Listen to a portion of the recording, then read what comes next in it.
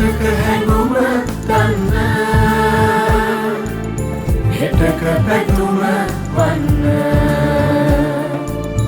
ඉතින් ඔබත් එන්න රටට හෙටක් දෙන්න රටට හෙටක් දෙන්න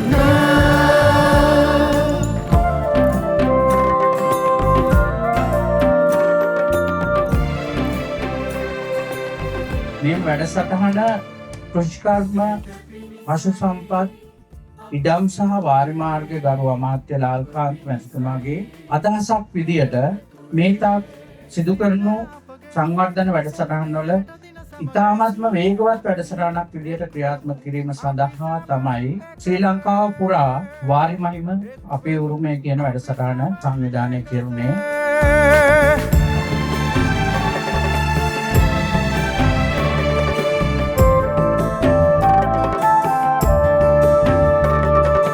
රටක් තියෙන්නේ ඔබටයි අපිටයි හෙටක් තියෙන්නේ ඔබටයි රටටයි වාරි මහිම අපේ උරුමය කියන වැඩසටහන 2026 27 28 කියන අවුරුදු තුන ඉලක්ක කරගෙන මිලියන 10 සිට 3000ක් දක්වා මුදල් වෙන් කරලා මේ අවුරුද්දේ දිස්ත්‍රික්ක 10ක මෙම ව්‍යාපෘතිය පටන් ගන්නවා. මෙන්න මේ විදිහට මිලියන 3000ක් දක්වා වෙච්ච ව්‍යාපෘතියක් තමයි මේ අද පටන් ගන්න. මේ ව්‍යාපෘතිය අනුව අද වවුනියා දිස්ත්‍රික්කයේ ජපතුමා කිව්ව විදිහට මේ ප්‍රදේශයේ වැව් 6කුත් ඒ වගේම නයිනමඩු වැව මූලික කරගත්තු දෙඩුම් කේනේ වැව් 6කුත් පටන් ගන්නවා.